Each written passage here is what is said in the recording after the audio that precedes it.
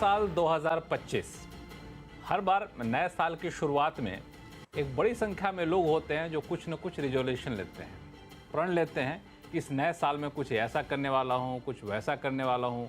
कुछ लोग ये प्रण लेते हैं कि अब नए साल में रोज़ाना सुबह उठना है, एक्सरसाइज करनी है, उनमें से मैं भी एक हूँ। कुछ लोग ऐसा सोचते हैं कि खूब मेहनत करनी है, खूब कमाई करनी है।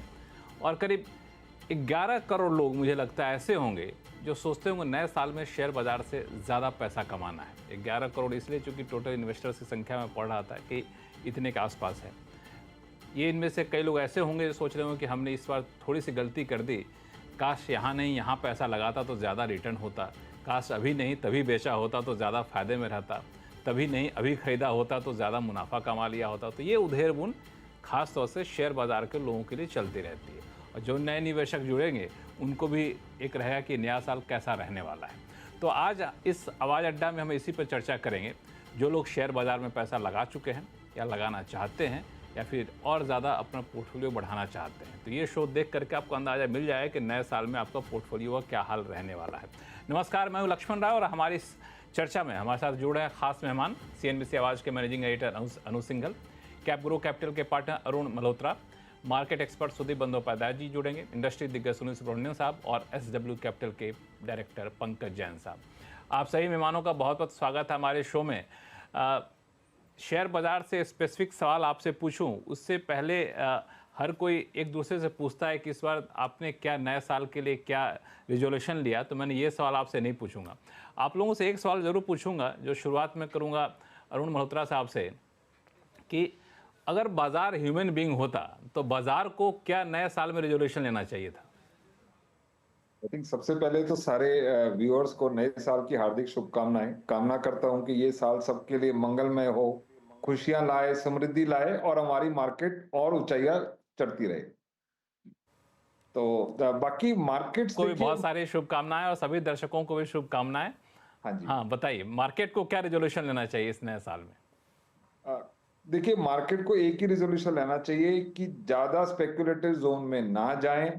सप्लाई जो पेपर है वो कम हो जाए, वो बहुत ज्यादा बढ़ गया है, वो कम हो जाए और यहां से मार्केट में कहीं ना कहीं थोड़ी जो साइंस ऑफ वीकनेस हैं, गवर्नमेंट का जो कैपेक्स स्लो डाउन हुआ है वो थोड़ा तेज हो जाए, जिससे मल्टीप्लायर इम्पैक्ट आके पूरी इकोनॉमी में अच्छा हो जाएगा और मार्केट अच्छी चल जाएगी। ये एक रिजोल्यूशन होना चाहिए।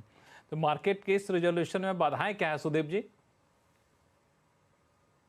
जी जी, मार्केट को ये भी रेजोल्यूशन शायद लेना चाहिए कि डोमेस्टिक इन्वेस्टर के सपोर्ट से जो मार्केट का हालचाल था पिछले साल में 2024 में वो बरकरार रहे। एफआईआईज का मूड और मौसम के जैसा है, बदलता रहता है, और डोमेस्टिक इन्वेस्टर्स के जरिए, उनके निवेश के जरिए जो मार्केट का स्ट्रेंथ 2024 में देखने को मिला है वो बरकरार रहे। ये जरूर रेजोल्यूशन मार्केट का रहना चाहिए। इसके साथ साथ ये बात भी सही है कि मार्केट का स्पेकुलेटिव एक्सेस जो है वो करना चाहिए, ताकि वैल्यूएशन भी रियलिस्टिक लेवल पे रहे और एक इवन सा ग्रोथ होता रहे, ज्यादा वोलेटिलिटी ना आए, क्योंकि वोलेटिलिटी ऑफ कोर्स ट्रेडर के लिए फ्रेंड है, पर जो निवेशक है, छोटे मझोले निवेशक हैं, उनके लिए थोड़ा डरावना सा हो जाता है। तो वोलेटिलिटी अगर कम रहे, स्टेडी स्टेबल ग्रोथ रहे, वो शायद मार्केट के हित में। बिल्कुल। सुनील सुब्रमण्यम साहब के बारे में मैं देख रहा था, पढ़ रहा था कि तो नए साल आने से करीब 1 हफ्ते 2 हफ्ते पहले से नए साल की तैयारियों में जुट गए हैं। बहुत सारे आर्टिकल, बहुत सारे इंटरव्यू जहाँ पे बताते रहते हैं कौन सा सेक्टर आगे रहेगा, कहाँ पे ज़्यादा संभावनाएं हैं।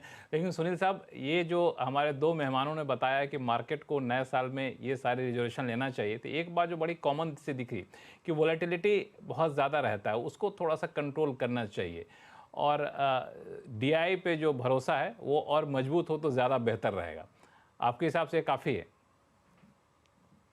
2-3 चीज मैं कहूँगा। एक, पहले मैं एक तरफ से इस मौके पर थैंक यू कहना चाहूँगा मनमोहन सिंह जी, जिनका देहांत हुआ। उन्हीं के कारण आज जो स्थिति हम देख रहे हैं, उन्होंने लिबरलाइजेशन जो किक ऑफ किया था, उसी का फल आज हम भुगत रहे हैं। तो ये साल में ये सबसे हमें उनको एक धन्यवाद देना होगा श्रद्धांजलि के तौर पर, तो वह मैं करता हूँ। सेकंड चीज मैं कहूँगा कि मार्केट की इस साल की चार्ट एक ईसीजी की तरह ना हो। हम सब जाके अपने कार्डियो के लिए ईसीजी लेते हैं, तो वो ईसीजी की तरह उतार चढ़ाव ना हो। वो सेम चीजें जो वॉलिटिलिटी उन्होंने कही, मैं दूसरी तरह से उसको बता रहा हूँ। बट मुझे उससे सबसे ज्यादा एक क्या सोच है ना कि ये साल है ट्रम्पोनॉमिक्स वाली साल। ऑलरेडी आपने देखा कि ट्रम्प के जो अनाउंसमेंट्स है, कार्यक्रम है, जो भी कह रहे हैं, उसके कारण बहुत बदलाव आ गया है डॉलर के रेट में, इंटरेस्ट रेट में और स्टॉक मार्केट में।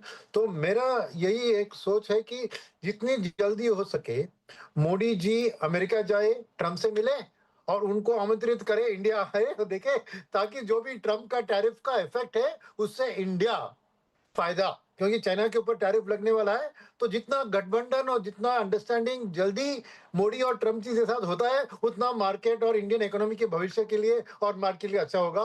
तो मैं खबर यही सुनना चाहता हूँ कि जल्द से जल्द मोदी जी ट्रम्प को जाके मिले और अपने लिए जो क्लैरिटी है कि हमारी देश से जो एक्सपोर्ट अमेरिका को हो सकती है उसमें थोड़ा बूस्ट मिले और ये मिले। ये मेरी आशा है इस साल के लिए, जो मार्केट के लिए बहुत महत्वपूर्ण होगा इस साल। बिल्कुल, मुझे लगता है कि मोदी जी के मिलने से पहले यहाँ पे विदेश मंत्री जी पहुँच भी गए हैं, जा भी रहे हैं, तो वो एक माहौल वहाँ पे बनेगा और बहुत जल्द शायद आपको ये तारीख भी देखने को मिले ये कब दोनों में मुलाकात होती है। पंकज जैन साहब, जैसा कि सुनील जी ने कहा कि एक ईसीजी रिपोर्ट की तरह नहीं होनी चाहिए मार्केट को। हालांकि जब एक कई बार हॉस्पिटल में देखते हैं ना, पल्स मशीन चलती है, वो अगर रुक जाती है, स्टैटिक होती है, तो लोग तब भी चिंता करने लग जाते हैं। तो उतना भी ज़्यादा स्टैटिक ना हो। लेकिन ये जो ट्रम्प वाली बात इन्होंने कही, ये वाकई नए साल का सबसे बड़ा ट्रिगर रहने वाला है। लक्ष्मण जी नमस्कार। सबसे पहले आप सभी को, हमारे सब दर्शकों को 2025 मेरी कामना है कि एक हेल्दी ईयर रहे, खुशियों भरा ईयर रहे और वेल्दी ईयर रहे, काफ़ी वेल्थ भी बने। तो इस कामना के साथ हम 2000 वर्ष को आगमन करें और पूरी तरह 2025 इस तरह रहे। उसके बाद कमिंग बैक टू मार्केट, जो आपका सवाल था कि अगर मार्केट एक ह्यूमन बीइंग होता तो मार्केट क्या कहता, तो मैं 2-3 चीज़ें ऐड करना चाहूँगा जो हमारे फ्रेंड्स ने कहा उसमें, कि एक तो मार्केट में थोड़ी बहुत वॉलिटिलिटी तो चाहिए। अगर मार्केट में बहुत ज़्यादा या थोड़ी बहुत प्रिडिक्टेबिलिटी आ जाए तो मार्केट नहीं रहेगी। सो आई थिंक बहुत एक्स्ट्रा वॉलिटिलिटी नहीं चाहिए, बट आई थिंक कुछ एक वॉलिटिलिटी मार्केट में होनी चाहिए। उसके अलावा जो सबसे महत्वपूर्ण चीज़ है, जिस पे पिछले 2-4-6 महीने से काफ़ी चर्चा हुई है, गवर्नमेंट की तरफ से, एक्सचेंज की तरफ से, सेबी की तरफ से बहुत सारे कदम भी उठाए गए हैं, कि जो एक मार्केट में ख़ास तौर से एफएनओ सेक्शन में, डेरिवेटिव्स में बहुत जो सीरियस वॉलेटिलिटी आ गई है, वो जो बहुत सीरियस डेरिवेटिव ट्रेडिंग आ गई है, ऑप्शन ट्रेडिंग आ गई है, ऑल और नन ट्रेडिंग आ गई है, कैसीनो ट्रेडिंग आ गई है, आप किसी भी एडजेक्टिव के साथ उसको आप कर सकते हैं। तो अगर मार्केट एक ह्यूमन बीइंग होती तो शायद मार्केट रिक्वेस्ट करती है अपने पार्टिसिपेंट से कि मेरे को आप ताश की पत्तों की तरह मत खेलो, मेरे को गैम्बलिंग की तरह मत खेलो, stay with me as a investment kind of strategy, and मैं बहुत अच्छा दोस्त आपका बन के रहूंगा कि आप इन्वेस्टमेंट की तरह रहिए। तो I think that is another aspect जो हमारे जो इन्वेस्टर्स हैं, ट्रेडर्स हैंगे, जिनको मद्देनजर रखना चाहिए कि जो एक एफएनओ में जो अनाप शनाप ट्रेडिंग हो रही है उसमें थोड़ा सा ध्यान रखें। And that could be the request of our markets to the young traders, young investors, young speculators. So I think इन दोनों चीज़ों को मद्देनजर रखते हुए आई थिंक 2025 एक अच्छा साल रहना चाहिए। बिल्कुल। यहाँ पे अनुज सिंघल साहब, आपने देखा कि जो हमारे मार्केट के एक्सपर्ट हैं उनकी अपनी राय है, अलग अलग राय है, लेकिन सब यही मान के चल रहे हैं कि मार्केट थोड़ा बहुत रहता है वोलेटिलिटी, तो ठीक है, लेकिन इतना ज़्यादा उतार चढ़ाव तो थोड़ा सा रिस्क रहता है। और इससे पहले सुनील जी ने एक बड़ी अच्छी बात कही कि अब सबकी नज़रें टिकी है कि ट्रम्पोनॉमिक्स का साल रहने वाला है। तो मैं आपसे पूछूं कि ये अगला साल 2025 में कौन कौन से बड़े ट्रिगर हैं, ट्रम्प का शपथ ग्रहण लिया जाना या फिर बाकी ट्रिगर कौन कौन से हैं जिस पर बाजार की नज़र होगी, या फिर कहें कि बाजार के लिए काफ़ी महत्वपूर्ण साबित होने वाले हैं? अनुज सिंघल सर। देखिए लक्ष्मण जी, आपको 2025 को 2 भागों में बांटना पड़ेगा, पहला हाफ और सेकेंड हाफ। मेरा ये मानना है कि पहले हाफ में हमारे पास काफ़ी चैलेंजेस रहेंगे।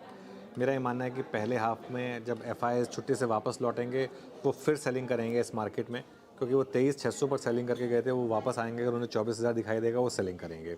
दूसरा बड़ा चैलेंज रहेगा आपके पास बजट और आरबीआई की मॉनेटरी पॉलिसी को नेगोशिएट करना, जो 1 फरवरी और 7 फरवरी को हैं, और उसमें क्या आता है क्या नहीं आता है। अनलेस कोई बहुत बड़ा रिफॉर्म आ जाए, जैसे टैक्स कट की बात हो रही है, अगर ऐसा कुछ आ जाए तो ट्रम्प साहब टेक ओवर करेंगे प्रेसिडेंट्स पोजीशन, उनकी क्या रणनीतियाँ रहेंगी, ये काफ़ी कुछ डिपेंड करेगा इसके ऊपर।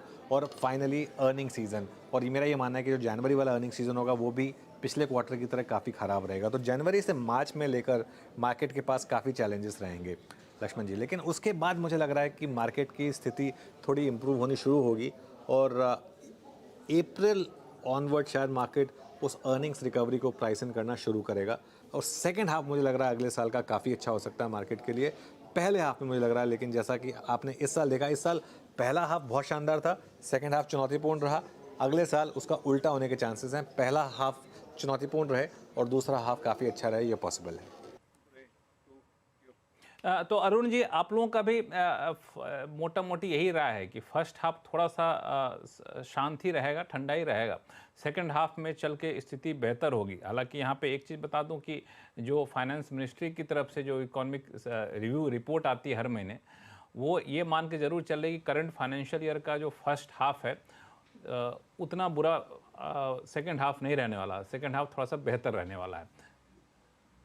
लक्ष्मण जी, जैसा अभी अनुज जी ने बोला, इसको हम दो पार्ट्स में डिवाइड करना चाहिए कि क्या क्या फैक्टर्स मार्केट को कंसर्न करते हैं। एक तो हो गया ग्लोबल यूएस इकोनॉमी, उसमें अगर आप देखें जो अभी फेड ने 25 बेसिस पॉइंट कट किया, जो कमेंट्री हॉकिश दी, पहले लोग एक्सपेक्ट कर रहे थे 4 बार कट होगा, अब उन्होंने 2 बार बोला, तो इकोनॉमी स्ट्रांग है, वहां पर इन्फ्लेशन नीचे नहीं आ रहा है डिस्पाइट जो 75 बेसिस जो उन्होंने करा है। पर्सनल कंजम्पशन अभी भी हाई है, हाउसिंग प्राइसेस 5% ऊपर गए हैं, और उसके तो ये लेवल ऑफ फेड की अनसर्टेनिटी हो गई। दूसरी लेवल ऑफ अनसर्टेनिटी आ रही है कि क्या टैरिफ्स लगाएंगे, जो उन्होंने बोला है, जो नया प्रेसिडेंट आएंगे क्या टैरिफ लगाएंगे, उसका मैग्नीट्यूड क्या होगा, उसका इंपैक्ट क्या होगा, that is second level of uncertainty. और तीसरा लेवल एक और है कि भाई अगर आप देखें तो करेंसी में भी कहीं ना कहीं इंपैक्ट आ रहा है। तीसरा जो ट्रंप जी ने बोला है कि टैक्स कट करेंगे, तो टैक्स कट से फिस्कल डेफिसिट बढ़ेगा, उसका क्या इंपैक्ट आएगा, कितनी मैन्युफैक्चरिंग यूएस में होगी। तो यूएस और ग्लोबल इकोनॉमी पूरी अनसर्टेन है। दूसरा, इंडियन इकोनॉमी पे अगर आ जाए तो इंडस्ट्रियल एक्टिविटी, जैसा अभी सज्जन हमारे अनुज जी ने बोला कि लास्ट क्वार्टर खराब था, ये क्वार्टर भी खराब आएगा। इंडस्ट्रियल एक्टिविटी अगर आप देखें ना, इंडिया 4 चीजें हैं, कोल, इलेक्ट्रिसिटी, स्टील, सीमेंट कंजप्शन, ये 2, 2.5, 3% से बढ़ा है लास्ट क्वार्टर। कंज्यूमर ट्रेंड्स अगर एफएमसीजी कंपनीज देखे वो भी काफी मिक्स्ड है, काफी नीचे हैं। ऑटो काफी मिक्स्ड है, फेस्टिव सीजन भी इतना अच्छा नहीं रहा है, हमारा ग्राउंड लेवल चेक बताता है। सेंट्रल गवर्नमेंट का जो कैपेक्स है वो भी थोड़ा सा डिले हो गया है। तो मुझे लगता है कि काफी यहां से चलते हुए काफी चैलेंजेस हैं। तो मार्केट पहला हाफ, जैसा कहा गया कि थोड़ा सा डमाडोल रहेगा मार्च तक, और जैसे जैसे रिजल्ट्स आएंगे, जैसे जैसे कैपेक्स बढ़ेगा, तो आपको second half would be much better पहले हाफ से। मैं एक चीज और कहना चाहूंगा कि यहां से लास्ट 3-4 साल में हमने देखा पूरी मार्केट की वेव बढ़ी है, तो सारे स्टॉक्स 80% बढ़े होंगे। यहां से आगे चलते हुए 12, 15, 18 महीने it will be a stock pickers paradise, जिसको हम कहते हैं। आपको रिसर्च करनी पड़ेगी हर चीज, हर जैसा लास्ट 3-4 साल में हुआ है उसको आप एक्स्ट्रापोलेट नहीं कर सकते, और अपनी आपको रिटर्न एक्सपेक्टेशन भी थोड़ी टोन डाउन कर लेनी चाहिए। बिल्कुल। सुनील सुब्रमण्यम साहब, मैं आपसे दो बात पूछना चाहूँगा। एक तो ट्रंप को लेके आपने शुरुआत करी और अभी बाकी के गेस्ट ने भी कहा, तो ट्रंप की किस बात से मार्केट को डर लगेगा, और क्या ट्रंप करें या फिर क्या नहीं करें कि मार्केट कहेगा नहीं जी ठीक है, ट्रंप से डर, अब हमें डर खत्म हो गया है। तो पहली बात तो ये। दूसरा, एक बजट एक बड़ी घटना होगी, तो बजट में ऐसा क्या आप लोग सुनना चाहते हैं जो लॉजिकल हो, जो समय की मांग हो, जो लगता है कि हो पाएगा? तो दोनों के आंसर देने से पहले मैं थोड़ा एक कॉन्ट्रा ओपिनियन पेश करूं, जो अनुज जी और हाँ बिल्कुल इन्होंने बिल्कुल कहा। बिल्कुल। तो मेरे ख्याल में जो उन्होंने कहा 2 हाफ, तो उसमें मैं थोड़ी स्लाइटली डिफरेंट ओपिनियन रख रहा हूँ। तो एक ये चीज है कि एफआईज ने जो अक्टूबर नवंबर में बेचा और दिसंबर में थोड़ी बहुत वापसी ये सब दिखी, वो सब क्या था कि प्रॉफिट बुकिंग था, क्योंकि उनके साल के एंड के बोनसेस कैश प्रॉफिट से ही बन सकते हैं। सबसे बढ़िया रिटर्न इंडियन स्टॉक मार्केट और अमेरिकन स्टॉक मार्केट ने दिया है, तो इसलिए उन्होंने प्रॉफिट बुकिंग किया इंडिया से, इसीलिए पार्ट ऑफ द रीजन उनका था। तो उनके पास कैश पड़ा है जो इमर्जिंग मार्केट स्ट्रोक इंडिया की ओर आ सकती है, number one. At the same time domestic fund में जिनका ही मेरा जान पहचान है, जो बात कर रहे हैं मैं, वो लोग भी थोड़ा कैश उनको बढ़ाकर रख रहे हैं। कारण क्या है कि जो एफआईज बेच रहे थे तभी उन्होंने जाके पूरी खरीदारी नहीं की, क्योंकि वो इस अर्निंग सीजन का इंतजार कर रहे हैं कि कौन से सेक्टर में कौन से कंपनी को अच्छी से खरीदे। तो कैश बैलेंसेस डोमेस्टिक साइड में भी थोड़ी हाई है। तीसरी बात यह है कि ये जनवरी की रिजल्ट सीजन क्या हो गया है कि फर्स्ट आपको 5.4% का जीडीपी ग्रोथ जो पिछले क्वार्टर में था, उसका हमें मायना लगा था अर्निंग सीजन के डाउनग्रेड से ही। यानी earning season is a predictor of the GDP. अब इस साल की शक्तिकांत दास जी ने कहा कि अगले क्वार्टर का जीडीपी ग्रोथ 6.8% यानी 5.4 से ऑलमोस्ट 1.5% ज्यादा इस क्वार्टर के अर्निंग्स फोरकास्ट। सेकेंड, वो जो रिपोर्ट आपने कहा कि आरबीआई का कहना है कि second half will be better. Third thing is that market क्योंकि एक बैड जीडीपी नंबर और बैड ईपीएस के कारण अपने कंसेंसस एस्टिमेट को अगले क्वार्टर के लिए डाउन किया है। तो मेरा मानना है कि इस अर्निंग सीजन के रिजल्ट भले ही वो बहुत हाई में ना रहे, मार्केट की एक्सपेक्टेशन से बेहतर रही, क्योंकि मार्केट ने उसकी, जैसे अनुज जी ने कहा, डाउन ट्रेंड किया है।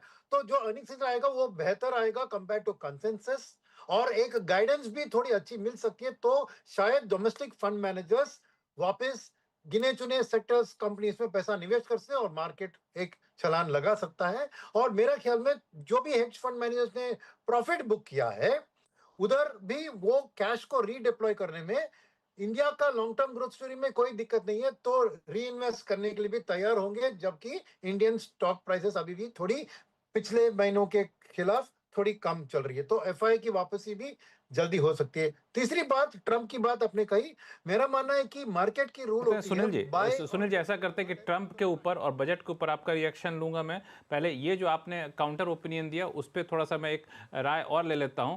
सुदीप जी, जो बात सब लोग अर्निंग सीजन की कर रहे हैं, मैं थोड़ा समझना चाहता हूं आपसे कि जिस अर्निंग सीजन का हम लोग इंतजार कर रहे हैं, उस अर्निंग सीजन में तो काफ़ी हद तक फेस्टिव डिमांड, फेस्टिव सेल का रिफ्लेक्शन होगा। तो उसको बेस मान करके मार्केट कितना निश्चिंत हो जाएगा कि नहीं जी अब तो चीज़ें काफ़ी बेहतर हो रही हैं। और दूसरा, जो कई बार हमने एपिसोड में बातचीत की, अब एफआईज का हो गया, जितना उनको ट्रेडिंग करना था कर लिया, चाइना शॉपिंग कर ली, अब तो वापस आना है, लेकिन अभी भी रुकने का नाम ले नहीं रहे हैं। तो ये दोनों जो पॉजिटिव साइन सुनील जी ने कहा, ये कितना आपको लगता है कि मार्केट को भरोसा दिला पाएगा? देखिए, मेरा मानना थोड़ा दूसरा तरह से है। पहली बात तो ये है कि एक चीज हम लोगों को समझना पड़ेगा कि यूएस मार्केट ने सबसे बेहतर रिटर्न दिया है, और जो एफआईआईज है, ज्यादातर एफआईआईज का ज्यादातर पैसा यूएस से आता है, और यूएस उनका होम मार्केट है। तो अगर उनका होम मार्केट इतना अच्छा रिटर्न दे रहा है, और डोनाल्ड ट्रंप जो कि मेक अमेरिका ग्रेट अगेन, वो उनका स्लोगन था, और उनका फोकस होगा यूएस इकोनॉमी पे, यूएस मैन्युफैक्चरिंग पे, यूएस सर्विसेज पे।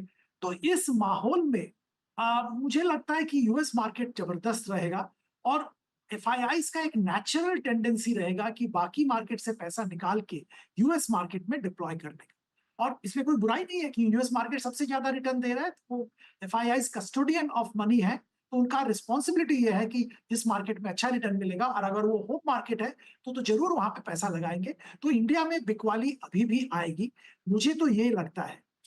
इसका ध्यान रखना चाहिए, और इसीलिए मैं पहले जिक्र कर चुका था कि डोमेस्टिक जो लिक्विडिटी फ्लो है उस पर ध्यान जरूर रखना चाहिए, वो एक काउंटर बैलेंस साबित हो सकता है। अब दूसरी बात जो आपने छेड़ी है वो है कॉर्पोरेट रिजल्ट्स की। यहाँ पे भी हमारे लोगों का मानना है कि Q3 ऐसा कोई खास नतीजे नहीं आएंगे, लगभग Q2 के जैसे थोड़ा मार्केट को डिसअपॉइंट ही करेगा। कुछ सेक्टर्स में, कुछ सेगमेंट्स में फेस्टिव सेल्स का पॉजिटिव असर देखने को जरूर मिलेगा, पर ऐसे बहुत सारे सेक्टर्स होंगे जहां पे वो नेगेटिव असर भी देखने को मिलेगा। तो मैं ओवरऑल के हिसाब से मानूंगा कि Q3 कोई गेम चेंजिंग क्वार्टरली नंबर्स नहीं दिखाएगा, उसके लिए Q4 का इंतजार करना पड़ेगा। और तब तक मार्केट एक रेंज में रहेगा, थोड़ा डाउनवर्ड बायस रहेगा डिपेंडिंग ऑन एफआईआईज की तरफ से क्या एक्शन लिया जाता है। अब इसमें सबसे एक इंपॉर्टेंट फैक्टर होगा ट्रंप के पॉलिसीज। अगर ट्रंप की जो टैरिफ वाला पॉलिसी है वो अगर इनडायरेक्टली डायरेक्टली इंडिया को फेवर करता है तो एक पॉजिटिव मोमेंटम इंडिया में आ सकता है। आखिरी बात मैं कहूंगा कि बजट एक बहुत बड़ा अपॉर्चुनिटी है इस सरकार के लिए। इस सरकार का पहला फुल बजट है और ये एक अच्छा अपॉर्चुनिटी है गेम चेंजिंग लैंडमार्क रिफॉर्म्स लाने का। तो अगर ऐसा कोई रिफॉर्म आता है जैसे कि इनकम टैक्स में बहुत बड़ा छूट, रिस्ट्रक्चरिंग ऑफ इनकम टैक्स, अगर ऐसा कोई मेजर आता है या जो हम अभी इमेजिन भी नहीं कर पा रहे ऐसा कोई मेजर आता है तो मार्केट एक्साइटेड हो सकता है, मार्केट में मोमेंटम वापस आ सकता है। पंकज जैन साहब, यहाँ पे एक अलग अलग राय है कि वो कि एफआईज कब आएगा। ठीक है, एफआईज कब आए कब ना आए, लेकिन डोमेस्टिक मार्केट में लिक्विडिटी का लाना और जिस तरीके की रिपोर्ट भी आई है कि जो सख्ती की गई रिजर्व बैंक की तरफ से वो एक वन ऑफ द फैक्टर था H1 में स्लो डाउन के पीछे। तो एक तरह से अब उम्मीद टिकी है कि फरवरी में शायद रिजर्व बैंक की पॉलिसी आए तो वहाँ पे लिक्विडिटी पे जो सख्ती थी वो थोड़ा सा ईज आउट किया जाए, पैसे बाज़ार में आए। तो आपको लगता है कि एफआईज के बिना भी हम लोग आगे चल सकेंगे और न्यू ईयर के फर्स्ट में या फिर फर्स्ट हाफ के आखिर तक आते आते मार्केट अपने दम पे चलने लगेगा, एफआईज आए या ना आए? देखो लक्ष्मण जी, हम ये नहीं कह सकते कि एफआई का साथ ना भी हो तो भी हमारा मार्केट अग्रसर अच्छी गति से चलता रहेगा। आई थिंक डेफिनेटली एक बड़ा डैम्पनर रहेगा और हमने देखा है जिस तरह से पिछले 3 महीने में वो लगातार सेलिंग करते रहे हैं और उसमें हमने देखा था आई थिंक जिस मोमेंटम या एग्रेशन से हम डोमेस्टिक फंड्स हमारे काउंटर कर रहे थे उस सेलिंग को से टिल अबाउट 2-3 वीक्स बैक, वो एक मोमेंटम थम गया था। इवन रिटेलर की तरफ से एक टायर्डनेस आ गई थी कि अब काफ़ी हो गया है, we have countered quite a bit of it. और मेरा ये मानना है कि आई थिंक जैसे अनुज जी भी कह रहे थे कि I think they are not done yet. अगर हम इमोशनल हो के अपनी मार्केट्स की तरफ ना देखें, अगर हम लॉजिकली देखें, मैथमेटिकली देखें कि क्या पॉसिबल सिनेरियो है, अगर हम क्वार्टर टू क्वार्टर मार्केट को देखें, अभी पूरे साल को शायद ना प्रिडिक्ट करने की कोशिश करें, तो अभी ऐसा नज़र आता है नियर टर्म में अगले 1 या 2 क्वार्टर में that this kind of selling में कंटिन्यू। हमें नहीं भूलना चाहिए कि 4.5 और 5% 10 year long term treasury bond US में मिल रहा है। दैट मीन्स आपको करेंसी की भी प्रोटेक्शन है और 4.5-5% आपको रिटर्न, सेफ रिटर्न यूएस में मिल रहा है। उसके अलावा जिस तरह से हम देख रहे हैं कि इमर्जिंग मार्केट्स में इंक्लूडिंग इंडिया करेंसी डिप्रिशिएट कर रही है, जिस तरह हम देख रहे हैं कि जो कॉर्पोरेट परफॉर्मेंस हैगी वो एक स्लो डाउन हो गई है और अभी 1-2 क्वार्टर ऐसे लग नहीं रहा कि कॉर्पोरेट परफॉर्मेंस या जो रिजल्ट हैं कि बहुत अच्छे आने वाले हैं। जो ट्रंप की पॉलिसीज़ हैं, ट्रंप इस चीज़ में बिल्कुल नहीं घबरा रहे, दे सेइंग कि अमेरिका फर्स्ट, एंड जिस तरह की वो एक लिक्विड पॉलिसी की बात कर रहे हैं, जिस तरह से वो कह रहे हैं कि कॉर्पोरेट में पहले अमेरिका पे ध्यान देना पड़ेगा, तो इन सब चीज़ों को नज़र रखते हुए मेरे को नहीं लगता कि there could be a serious U turn by FIIs and they may still continue to sell. और जहाँ तक रिटेलर या डोमेस्टिक फंड्स की बात है, उसमें भी मेरे को लगता है थोड़ा सा एक कॉशन आ गया, थोड़ा सा प्रश्न चिन्ह आ गया। उनको भी ये नज़र आ रहा है कि अब मार्केट उस तरह की नहीं है कि you buy anything and you get returns. You have to be very cautious, you have to do your homework very properly, अच्छा रिसर्च वर्क करना पड़ेगा। और सेक्टर्स में एक चेंज सिनेरियो आ रहा है और गवर्नमेंट को भी अपना होमवर्क करना पड़ेगा। मेरा ये मानना है कि पिछले 2-3 साल के अगर हम बजट देखें गवर्नमेंट की तरफ से, they could be near like missed opportunity. Government बहुत कुछ और कर सकती थी जिस तरह का गवर्नमेंट के पास मैंडेट है या था। तो इस बजट में आई थिंक काफ़ी कुछ देखने वाली बात है। क्या वो एक थोड़े बहुत सिस्टमैटिक चेंजेस या एग्रेशन गवर्नमेंट लाती है? और जहाँ तक रेट कट की बात है, जो हम बात करते हैं बार बार कि आरबीआई एक रेट कट पिछली बार क्यों नहीं किया या आने वाले फरवरी में, it's almost a done deal. RBI के लिए भी बहुत आसान नहीं है रेट कट, क्योंकि अगर हम देखें रेट कट से रुपी डॉलर सिनेरियो में काफ़ी फर्क पड़ता है। रेट कट से जो करंट इंटरेस्ट रेट है उस पर ही बैंक्स को डिपॉजिट नहीं मिल रहा। अगर रेट कट्स आ जाते हैं तो एक वो डिपॉजिट सिनेरियो में काफ़ी दिक्कत होती है. But in spite of that I think there is a very serious chance कि इस बार रेट कट आएगा. So we are in a catch 22 kind of situation. इस टाइम आसान नहीं है. आई थिंक जिस स्थिति में या जिस प्लेटू में या जिस होल में इस टाइम इकोनॉमी है, उससे बाहर निकालने के लिए आई थिंक कुछ out of the box solution, out of the box ideas में भी हमारे फाइनेंस मिनिस्टर को या गवर्नमेंट इंडिया को देखने पड़ेंगे. And on top of it Trump जो बोल रहे हैं, क्या will he walk the talk, ये भी एक देखने वाली बात है. Will he walk the talk, और ये ज़्यादा धमकियां हैं. सो सिनेरियो कॉम्प्लेक्स है, सिनेरियो टाइट है, and let's see how it unfolds in next से फ्यू वीक्स और next few months. So all in all I will be cautious. मेरे को लगता है कि वर्ष 2025 में it is the year of caution. बहुत आसानी से इक्विटी में अच्छे रिटर्न नहीं मिलेंगे. You have to be in the right stocks, right sectors, और उसके अलावा don't expect kind of run away returns जो हमारे को पिछले 2-3 साल में मिले हैं. उस तरह के रिटर्न शायद आसानी से ना आ पाए.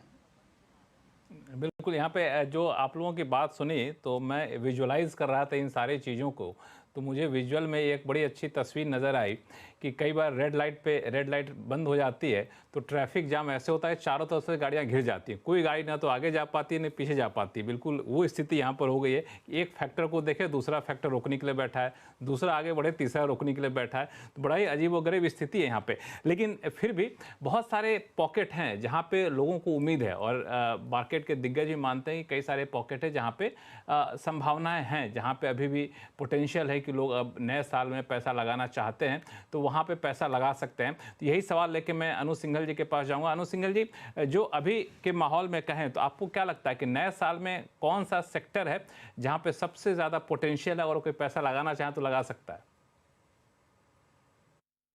लक्ष्मण जी, मेरा मानना है कि बैंकिंग सेक्टर अब पूरे इंग्रेडिएंट्स हैं इसके पास एक यहाँ से लीडरशिप पोजीशन लेने के लिए. बैंकिंग सेक्टर ने बहुत पेन झेला है, लेकिन टुवर्ड्स द एंड अगर आप देखें, चाहे आईसीआईसीआई बैंक हो, चाहे एचडीएफसी बैंक हो, चाहे एक्सिस बैंक हो, काफ़ी हद तक काफ़ी बैंकों की प्रॉब्लम सॉर्ट होती हुई दिखाई दी.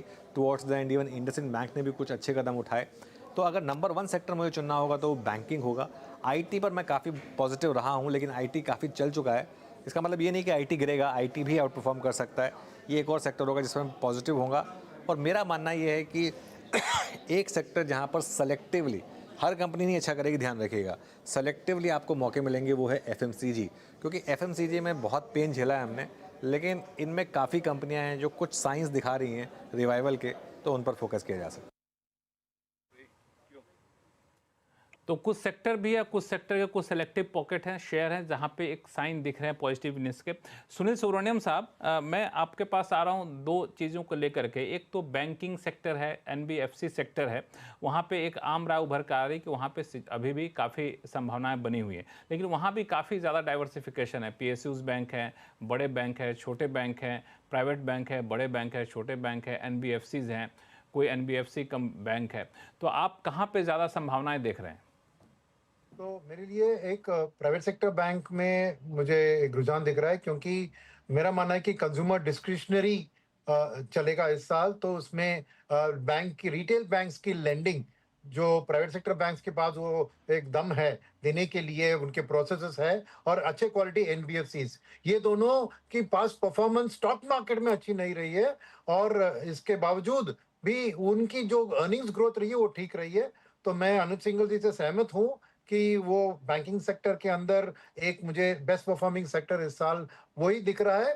बट मैं बैंक्स और एनबीएफसी के साथ इस स्पेस को थोड़ा ब्रॉडन करूंगा कि बीएफएसआई, यानी बैंकिंग, फाइनेंशियल सर्विस, इंश्योरेंस. क्यों? मेरी ध्यान खाली लेंडिंग साइड ऑफ बैंकिंग में नहीं है, मेरी साइड सेविंग्स और इन्वेस्टमेंट साइड में भी है. यहाँ पे हर बैंक आज mutual fund distribution, insurance distribution कर रहा है, तो उनकी फी इनकम बढ़ेगी. जैसे आप देख रहे हैं एसआईपी बुक हर महीने बढ़ता जा रहा है, उससे बैंकिंग सेक्टर और उनको भी बेनिफिट होंगे. एंड द सेम टाइम आपको एसेट मैनेजमेंट कंपनीज है, इंश्योरेंस कंपनीज है, स्टॉक मार्केट इंफ्रास्ट्रक्चर कंपनीज है, वेल्थ मैनेजमेंट है, इन सब के लिए भी. क्योंकि इस साल मैं एक बहुत महत्वपूर्ण चीज एंटिसिपेट कर रहा हूं कि इस साल हमारी पर कैपिटा जीडीपी $3,000 पहुंच सकती है. अभी 2800 के करीब है. तो अगले साल की जो जीडीपी की, नॉमिनल जीडीपी की ग्रोथ और हमारी पॉपुलेशन की ग्रोथ जो 2% हो रही है, तो 3,000 पर कैपिटा इनकी, तो सेविंग्स एंड कंजम्पशन दोनों के हाई एंड प्रोग्रेस कर सकते हैं. तो मेरे लिए स्लाइटली मैं ब्रॉडन करूंगा कि बीएफएसआई बेस्ट परफॉर्मिंग सेक्टर होगा इस साल में, और उसके अंदर मेरे लिए मार्केट इंफ्रास्ट्रक्चर कंपनीज और प्राइवेट सेक्टर बैंक्स और प्राइवेट सेक्टर के टॉप क्वालिटी एनबीएफसीज में ज्यादा ध्यान होगा। सुदीप बंदोपाध्याय जी, जो इन्होंने सुनील जी ने कहा कि पर कैपिटा इनकम पर इनकी नज़र है, लेकिन जो कंजम्पशन ट्रेंड बता रहे हैं वो ट्रेंड ये कह रहे हैं कि जो हाई एंड प्रोडक्ट होते हैं वहाँ पे डिमांड ज़्यादा है, लेकिन एंट्री लेवल के या फिर अफोर्डेबल प्रोडक्ट हैं उनकी डिमांड नहीं है। कई जगह पे तो नेगेटिव पे चला गया ग्रोथ, जैसे कि हाउसिंग की बात कर लें, ऑटो सेगमेंट की बात कर लें, एफएमसीजी सेगमेंट की बात कर लें। तो ये जो नया ट्रेंड है, इस नए ट्रेंड के को देखते हुए आप लोगों का व्यू क्या रहता है, अगर पॉकेट चुनना हो, सेक्टर चुनना हो तो? ये जो इकोनॉमी में स्लो डाउन देखने को मिला है, पहले रूरल स्लो डाउन था और जिसका इम्पैक्ट हर सेक्टर में देखने को मिला था। अब जब रूरल थोड़ा ठीक हुआ है, अर्बन सेमी अर्बन में स्लो डाउन देखने को मिल रहा है, तो दबाव ऑब्वियसली है।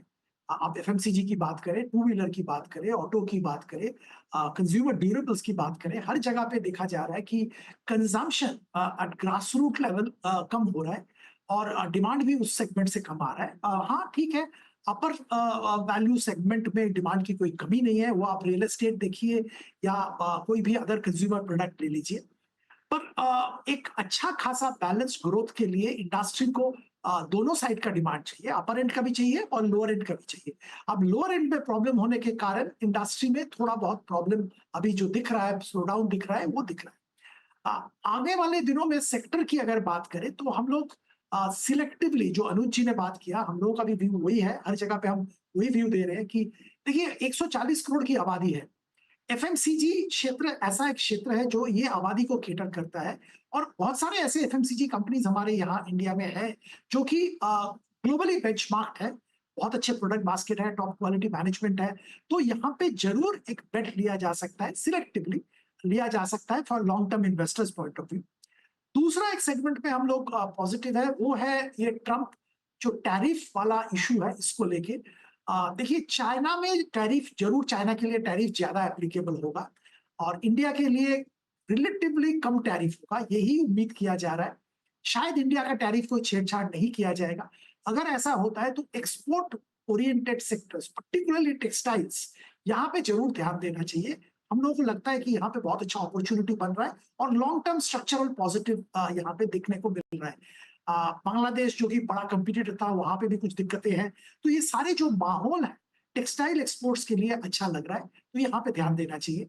फाइनली मैं आईटी का भी जिक्र करूंगा। जो America first, make in US, ये जो ट्रम्प एडमिनिस्ट्रेशन का स्लोगन है, इसका बहुत बड़ा फायदा इंडिया के दिग्गज आईटी कंपनीज को मिलेगा क्योंकि उनका बहुत बड़ा बिजनेस यूएस में है।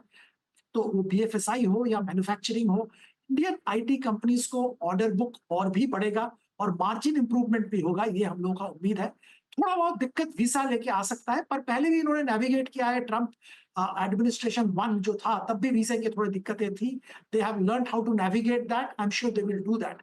तो ओवरऑल आईटी सेक्टर में लॉन्ग टर्म के लिए हमारा व्यू बहुत पॉजिटिव। अरुण मल्होत्रा साहब, जिस तरीके के व्यूज़ निकल कर आ रहे हैं हमारे बाकी के पैनलिस्ट से, आप लोग फंड एलोकेशन कहाँ कर रहे हैं? दो सेक्टर की अभी ज्यादा जिक्र हुआ, जिसमें एक था आईटी और एक बीएफएसआई। हमारा व्यू ये है कि आईटी, अगर आपने एक्सेंचर की कमेंट्री देखी होगी, रिजल्ट्स भी अच्छे थे, गाइडेंस भी अच्छी थी और कमेंट्री भी अच्छी थी। तो इससे क्लियर कट डायरेक्शन है कि आईटी में रिकवरी है। मैग्नीट्यूड हमें नहीं पता कितनी रिकवरी होगी, बट रिकवरी है। किस पेस से रिकवरी होगी वो भी पेस नहीं पता, बट ये श्योर है कि रिकवरी होगी। तो डायरेक्शन अपने को अब आईटी की क्लियर है कि यहां से ऊपर है, मार्जिन्स एक्सपैंड होंगी। थोड़ी बहुत, जैसा सुदीप जी ने कहा कि थोड़ा वीजाज में प्रॉब्लम आ सकती है, but I think we are very sure कि IT sector should do well. Discretionary spending on the parts of US की कंपनीज ने जो प्रोजेक्ट्स रोक रखे थे वो बढ़ेंगे, तो आपकी साइज की डील भी बढ़ेगी और नंबर ऑफ डील्स भी बढ़ेंगी। तो ये आईटी सेक्टर पे पॉजिटिव व्यू है। दूसरा आया बीएफएसआई। बीएफएसआई में मेरा थोड़ा सा डिफरेंट व्यू है। जहां भी थोड़ी सी भी अनसिक्योर्ड लेंडिंग है, खासकर माइक्रो फाइनेंस कंपनीज में हमने देखा, कुछ एनबीएफसीज में देखा, कुछ इवन बैंक्स में जिनके अनसिक्योर्ड पोर्टफोलियोज थे, काफी ज्यादा वहां पर एनपीएस दिख रहे हैं। और क्या वो अभी खत्म हो गई है? नॉर्मली ये क्वार्टर भी खराब आना चाहिए। क्या ये लास्ट क्वार्टर होगा? ये कहना अभी मुश्किल है। तो अपने को बीएफएसआई सेक्टर में जहां सिक्योर्ड लेंडिंग, जहां पास्ट में मॉडरेट ग्रोथ रही है, जहां पे ग्रेनुलर लोन बुक है, छोटे छोटे लोन्स दिए हुए हैं, निश लेंडिंग है, या गोल्ड लोन सेफ है, दैट इज वन, या व्हीकल्स भी, वहां पर अपने आप को पोजीशन करना चाहिए। उसमें कुछ टॉप की एनबीएफसीज जिनकी अनसिक्योर्ड नहीं है, या जो लीडर हैं उनको उनके ऊपर कंसंट्रेट करना चाहिए। बैंक्स के साथ एक चैलेंज आया लास्ट 3-4 साल में, सारा कासा निकल के इन्वेस्टिंग में जा रहा है, या तो कहीं स्ट्रक्चर प्रोडक्ट में जा रहा है या कहीं म्यूचुअल फंड में जा रहा है। तो जो जो बैंक्स ने टेक्नोलॉजी इंप्लीमेंट करके स्मार्ट बैंकिंग कर ली है, अपना स्ट्रॉन्ग फ्रेंचाइज है, या कहीं निश सेगमेंट में कहीं ना कहीं उनके फ्रेंचाइज काफी स्ट्रॉन्ग है, मुझे लगता है वो बैंक्स काफी अच्छा करेंगे अगले साल। बट ये कह देना कि पूरा बीएफएसआई सेक्टर अच्छा करेगा, आई थिंक 50-60% अच्छा करेगा, 40% में कहीं ना कहीं तकलीफ आएगी, जो मैंने आपको बताया। पंकज जैन साहब, ये जिस तरीके का सिनेरियो अभी तक देखने को मिला है, खास तौर से 2024 की बात करें, तो दो चीज़ें बड़े जोर शोर से हाईलाइट हुई है। पहली बात कि mid cap small cap, Nifty भले ही रिटर्न दे रहा हो 10% के आसपास, मिड कैप स्मॉल कैप ने 25%, 26%, 27% तक रिटर्न दिए हैं। और दूसरी बात कि जो लोग बड़ी बड़ी कंपनियां थे, बड़े बड़े दिग्गज थे, वो रिटर्न देने में काफ़ी पिछड़ गए। जिनको लोग अवॉइड करना चाहते तो वो काफ़ी बेहतर रिटर्न दे गए। तो ये ट्रेंड क्या कहता है? क्या मिड कैप स्मॉल कैप से थोड़ा सा दूर रहना चाहिए लोगों को, क्योंकि वहाँ पे बबल बन गया है, कहना सही होगा कि नहीं, जिस तरह का रिटर्न हमें 24 मिला वैसा ही रिटर्न, आसपास का रिटर्न 25 में देखने को मिलेगा यहाँ से? नहीं नहीं Laxman ji, I think mid cap small cap is not a bad word, you know. इसको आप इसको मत मान के चलिए कि mid cap small cap is always a dirty word, is always a volatile word.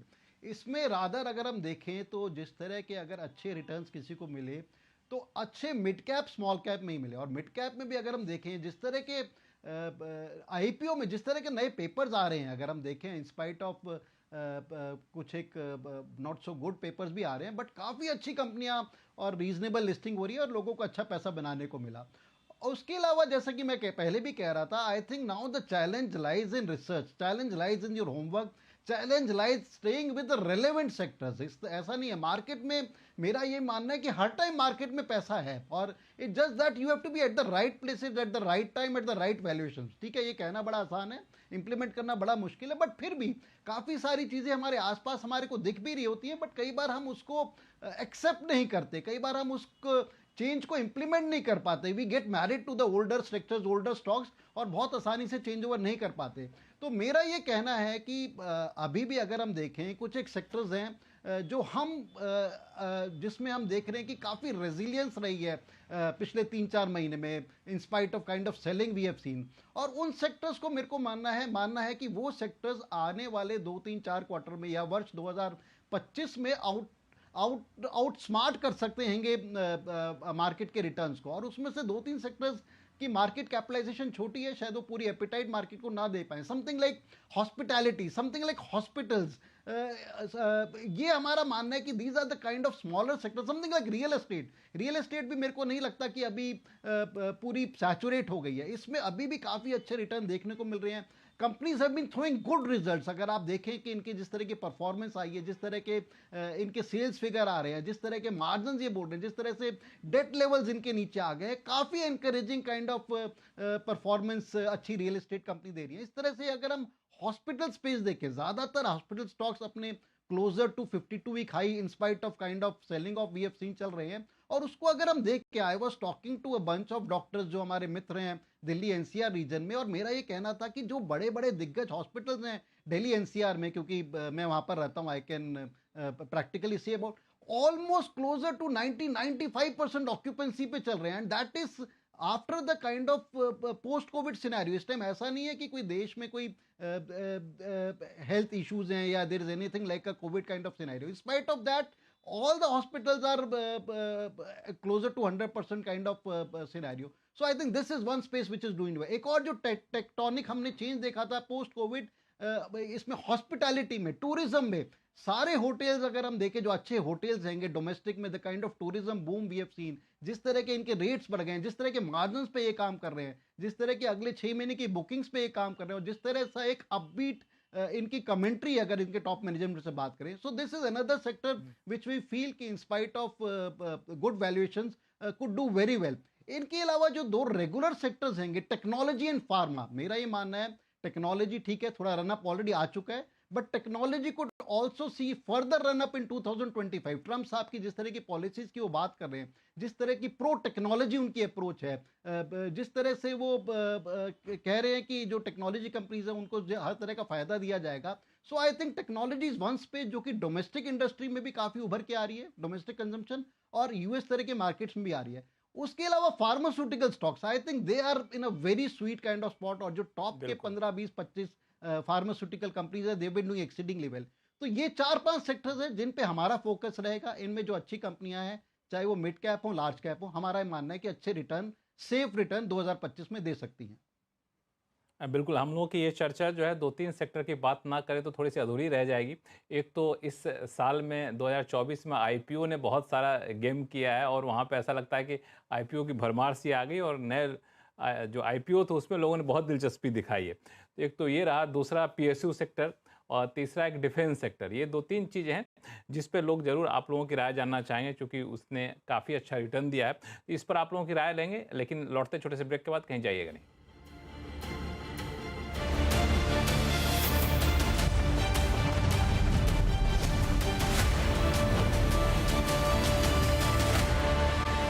आज आवाज़ अड्डा में हम लोग चर्चा ये कर रहे हैं कि नए साल में 2025 में शेयर मार्केट क्या आपको मालामाल बनाएगा, और बनाएगा तो कहाँ आपको पैसा लगाना चाहिए। हमारे साथ मार्केट सेक्टर के बड़े बड़े दिग्गज इस शो में हिस्सा ले रहे हैं, और कई सारे सेक्टर पे बातचीत हो गई है, लेकिन बहुत सारे सेक्टर हैं जिसने नए साल में पुराने साल में काफ़ी हलचल मचा दी है। तो लोगों की अपेक्षा है कि नए साल में शायद वैसा ही रहने वाला है। अरुण मल्होत्रा साहब, शुरुआत आपसे मैं करूँगा। एक है मामला, वह है आईपीओ का। आईपीओ ने इस 2024 में काफ़ी ज़्यादा लोगों को बेहतर रिटर्न दिए। कई सारे आईपीओ की बात करें तो क्या आईपीओ का बोलबाला 2025 में भी ऐसे ही रहने वाला है?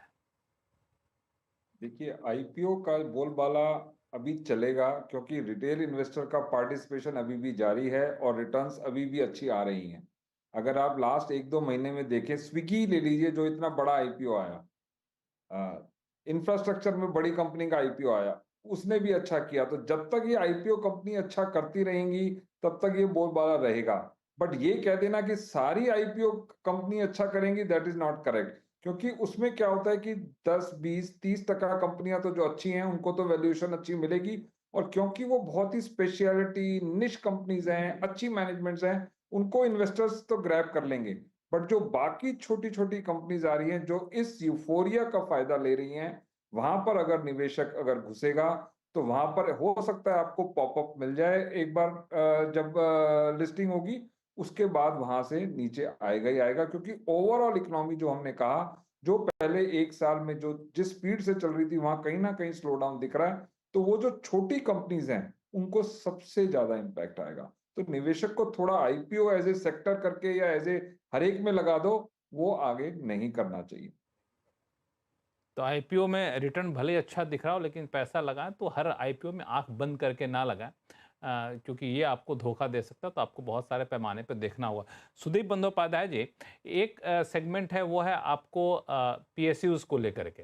पीएसयू ने 2024 में शुरू में तो काफ़ी अच्छे रिटर्न दिए। 2024 ख़त्म होते होते रिटर्न का परसेंटेज काफ़ी ज़्यादा गिर गया। अब फिर से पीएसयू में थोड़ी बहुत सुबुगाहट देखने को मिल गई कुछ सर्टेन सेगमेंट में। तो आप कैसे देखते हैं 2025 पीएसयूज़ के लिए? ये लक्ष्मण जी, पीएसयू एक बहुत बड़ा स्पेस है। बहुत सारे तरीके के कंपनी हैं, बहुत सारे सेगमेंट्स में काम करते हैं। मैं पर्टिकुलरली 2 सेगमेंट का बात करूंगा जहां पे मुझे अभी भी वैल्यूएशन थोड़ा स्ट्रेच लगता है। एक डिफेंस और दूसरा रेलवेज। देखिए, कंपनीज में कोई बुराई नहीं है, ऑर्डर जबरदस्त मिल रहा है। Defence make in India in companies को एक नया लीज ऑफ लाइफ दिया है। अच्छे कंपनीज भी है, परफॉर्मेंस भी अच्छा हो रहा है, पर वैल्यूएशन अभी भी थोड़ा रिच लग रहा है। तो करेक्शन में खरीदारी जरूर की जा सकती है, पर थोड़ा वैल्यूएशन को लेके मेरा कंसर्न है। रेलवेज में पर्टिकुलरली कंसर्न है, क्योंकि कुछ कंपनीज है, जैसे मैं जिक्र करूंगा आईआरसीटीसी। ना आईआरसीटीसी का रेवेन्यू एक लेवल तक आगे जा सकता है, नॉट बियॉन्ड दैट। तो वहां पे एक बहुत बड़ा पी मल्टीपल अप्लाई करना शायद सही नहीं होगा। रेलवे ट्रैफिक ग्रोथ अगर 5% हो रहा है, आईआरसीटीसी का बिजनेस ग्रोथ कैसे 5-6% से ज्यादा होगा, क्योंकि 83% ऑलरेडी ऑनलाइन टिकटिंग हो रहा है। तो मतलब ये सब इक्वेशन थोड़ा समझना जरूरी है before blindly rushing into buying some of these PSU companies. अब ऐसे सेक्टर्स भी पीएसयू में है जहां पे मुझे लगता है कि अपॉर्चुनिटी अभी भी है। जैसे मैं पावर का जिक्र करूं, पावर में एक स्ट्रक्चरल चेंज इंडिया में पावर सेगमेंट में आया है, और मुझे लगता है कि ये जो स्ट्रक्चरल चेंज हुआ है एक लॉन्ग टर्म के लिए हुआ है। और एक टाइम पे कहा जा रहा था कि कोल वगैरह ऑब्सोलीट हो जाएगा, सिर्फ ग्रीन एनर्जी, पर अब देखिए थर्मल एनर्जी में बहुत जबरदस्त काम हो रहा है, हाइडल में काम हो रहा है, ग्रीन एनर्जी में काम हो रहा है, सारे सेगमेंट्स में काम हो रहा है। इंडिया का इलेक्ट्रिफिकेशन ऑलमोस्ट 100% हो गया है, इलेक्ट्रिसिटी का डिमांड कंटिन्यूअसली बढ़ रहा है। इस माहौल में जो पावर सेक्टर से लगे हुए सारे कंपनीज, जो पावर मैन्युफैक्चरर है, जो ट्रांसमिशन कर रहे हैं, इक्विपमेंट मैन्युफैक्चरर्स हैं, एंसिलरीज है, सब में एक अच्छा खासा मोमेंटम देखने को मिल रहा है। और मुझे लगता है कि ये मोमेंटम बरकरार रहेगा। तो यहाँ पे आप एनटीपीसी ले मैन्युफैक्चरिंग पावर प्रोड्यूसर के हिसाब से, या आप पावर फाइनेंशियल को खरीदे, अगर आपका नजरिया लॉन्ग टर्म है तो जरूर खरीद सकते हैं यहाँ पे, ये मुझे लगता है। बाय एंड लार्ज इसको एक don't paint this entire segment with one brush. अलग अलग जो इनके पहलुआं हैं उनको समझना चाहिए और तभी खरीदारी करनी चाहिए। बिल्कुल। तो बिल्कुल पीएसयू एक पूरे सेगमेंट की तरह, पीएसयू को बिल्कुल एक बास्केट की तरह ना देखें, उसके अलग-अलग सेगमेंट जहाँ पे संभावनाएँ ज़्यादा हैं वहाँ पे देखिए, और इसका पैमाना आपको सुदीप जी ने बखूबी बताया। सुनील सुब्रमण्यम साहब, मैं पीएसयू का जिक्र इसलिए किया क्योंकि जब मोदी के तीसरे कार्यकाल की शुरुआत हुई तो वहाँ पे थोड़ा-सा मामला ठंडा पड़ गया था शुरुआत से पहले से ही, चूँकि पीएसयू रिफ़ॉर्म का राजनीतिक रिश्ता होता है। तो अब चूँकि सरकार आ गई, महाराष्ट्र में चुनाव जीत गई, हरियाणा में चुनाव जीत गई, तो अब एक कॉन्फिडेंस वापस से दिखने लगा है सरकार के भीतर। तो पीएसयू रिफॉर्म पटरी पर आने की संभावना कितनी है, और इस नाते पीएसयू को लेके कितना बुलिश रहना चाहिए? देखिए, मैं सहमत हूँ जो भी सुदीप जी ने कहा इस मैटर में, कि जो बात आपने कहा ना कि गवर्नमेंट की कॉन्फिडेंस अभी वापस आ सकती है। मेरा मानना है कि अभी भी यूपी और बिहार दो बड़े इलेक्शंस सामने हैं। तो अभी मेरे ख्याल में ये बजट में कोई बिग बैंग रिफॉर्म, कोई बिग बैंग कैपेक्स यानी के ऊपर सोच नहीं रहेगी। सोच होगी bottom of the pyramid consumption के ऊपर, और एक डेवलपमेंटल पॉपुलिज्म, डेवलपमेंट को हाथ में रख के पॉपुलिज्म जितना हो सके, ताकि एक माहौल वापस दोनों इलेक्शन जीतना है उनको। उतनी कॉन्फिडेंस अभी मैं नहीं कहूंगा कि कॉन्फिडेंस, ये इलेक्शन भी कैसे जीते, पैसा बांटकर जीते हैं, जो महाराष्ट्र में भी आपको याद है, और थोड़ा बहुत हरियाणा में। तो मेरा मानना है कि आपको अभी इमीडिएटली पीएसयू का रिफॉर्म इस बजट में कुछ खास होगा मैं नहीं मानता हूँ। सेकंड, इवन डिफेंस के बारे में मैं थोड़ी बैरिश हूँ। क्यों? क्योंकि बॉर्डर पे अभी चाइना के साथ एक एलएसी में शांति है, और उसके साथ अभी कोई बड़ा डिफेंस में खर्चा करने की जरूरत नहीं है गवर्नमेंट को, क्योंकि अब पैसे को अलोकेट करना है मिडिल क्लास को, शायद टैक्स कट के जरिए, चाहे कुछ गिवअवेज के जरिए। तो मेरा मानना है कि पीएसयूज में एक ब्रॉड बेस्ड व्यू, जैसे सुदीप ने कहा, नहीं लेना चाहिए।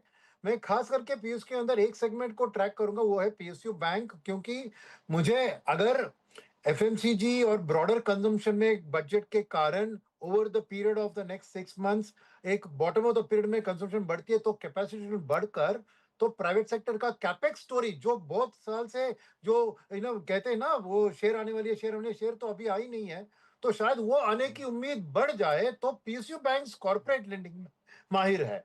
तो अगर ऐसी स्थिति दिखे कि कैपेसिटी बढ़ रही है और bottom of the period consumption बढ़ रही है पहले हाफ में, तो मेरे लिए पीएसयू बैंक्स एक सबसे आगे होंगे small cap mid cap segment में लेंडिंग, एसएमई सेक्टर में लेंडिंग में, जो कैपुट सप्लायर्स के लिए।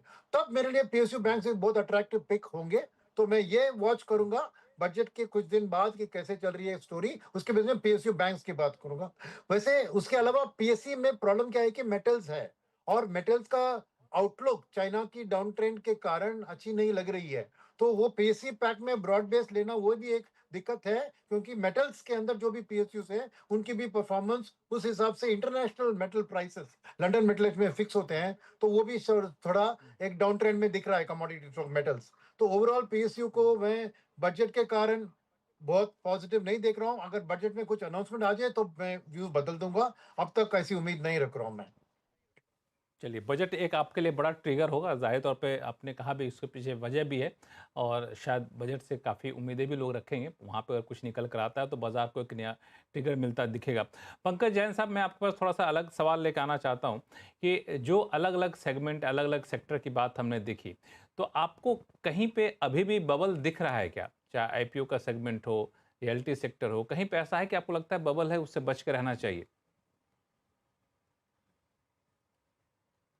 देखो लक्ष्मण जी, जो एक बेसिक फ्रॉड था, आई थिंक वो तो 2-3 महीने में पिछले में काफ़ी कम हो गया मार्केट में। जो एक जनरल फ्रॉड बन रहा था, जो एक बच के रहने वाली स्पेस है, जैसे हम अभी IPO की चर्चा कर रहे थे, उसमें क्लियरली जो एक SME एक्सचेंज पे जिस तरह के IPOs आ रहे हैं, वहाँ पर मेरे को लगता है कि जो भी हमारे इन्वेस्टर्स रहेंगे वो बिल्कुल भी उसमें होमवर्क नहीं कर रहे। आई थिंक उसमें ब्लाइंडली हम देख रहे हैं कि कुछ एक सब्सक्रिप्शन छोटे छोटे इशू में 1000 गुना 2000 गुना, they just trying to play the popup game. I think वो एक काफ़ी एक चिंता वाली बात है। उसके लिए मेरे को लगता है कि कुछ ना कुछ NSE की तरफ से, सेबी की तरफ से एक एजुकेशन प्रेस में, मीडिया में अभियान होना चाहिए। That is a word of caution.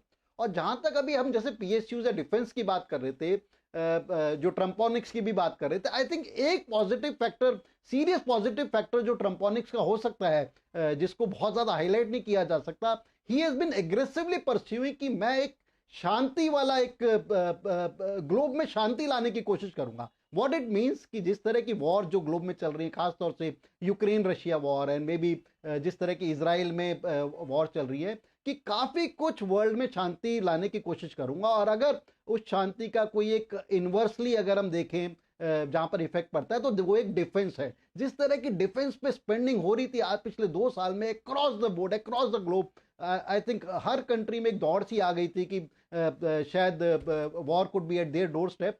तो वो उसमें मेरे को लगता है कि एक थमाव आना चाहिए। और जैसे कि हम इंडो चाइना रिलेशंस की बात कर रहे हैं, सो आई थिंक डिफेंस स्टॉक्स पे मैं बहुत ज्यादा अपबीट नहीं हूं। और हमें नहीं भूलना चाहिए, in run up to elections 2024 defence stocks, PSU stocks में बहुत सीरियस फ्रॉड आ गया था। वो मान के चल रहे थे कि once BJP gets is about 330-340 seats of its own, कि पता नहीं किस तरह के मेजर स्ट्रक्चरल चेंजेस इस सेक्टर में आ जाएंगे, जो कि नहीं हुआ। And I think it may spend some more time.